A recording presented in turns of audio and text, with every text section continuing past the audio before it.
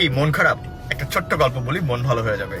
প্রচন্ড ঝড় হচ্ছে মাঝ সমুদ্রে, জাহাজ চূর্ণ বিচূর্ণ, সবাই মারা গেল, কিন্তু একজন মানুষ ভাগ্যক্রমে ভাসতে ভাসতে একটা দ্বীপে চলে আসলো। আসার পর প্রথম দিকে তার মন যথেষ্ট খারাপ। প্রতিদিনই সে সৃষ্টিকর্তার কাছে প্রার্থনা করতো, আল্লাহ কোনো একটা জাহাজ মিলিয়ে দাও, আমি যেন বাসায় যেতে পারি কোনোভাবে। একদিন যায়, 2 দিন যায়, মাস যায়, কেউ আসে না হেল্প করতে। একসময় সে নিজে কিছু কাঠ খড় জোগাড় করে একটা ঘর বানালো এবং থাকতে শুরু করলো। কিছুদিন পর একদিন মাছ ধরে ব্যাক করার সময় সে দেখলো তার বাসাটায় আগুন জ্বলে গিয়েছে এবং পুড়ে ছাই। সে সৃষ্টিকর্তাকে বলল, আমার একটাই ঘর ছিল, তুমি এটাও কেড়ে নিলে। এভাবে সে সৃষ্টিকর্তার উপরে বিলাপ করতে থাকলো আর নিজেকে শেষ করার জন্য সমুদ্রের দিকে পা বাড়ালো।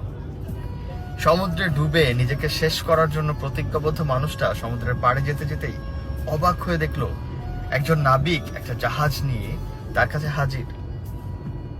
সে অবাক হয়ে জিজ্ঞেস করলো, এতদিন আমি এখানে ছিলাম, কেউ আমাকে হেল্প করতে আসেনি, আপনি কে ভাই, কোথা থেকে আসলেন?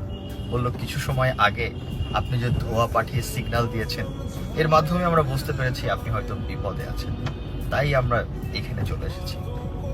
মোরাল অফ দ্য স্টোরি, আমরা সবসময় মন খারাপ করি, মাঝে মাঝে চিন্তা করি সৃষ্টিকর্তার এই ডিসিশনটা হয়তো আমার জন্য পারফেক্ট ছিল না, কিন্তু কেন উনি এমনটা করলেন?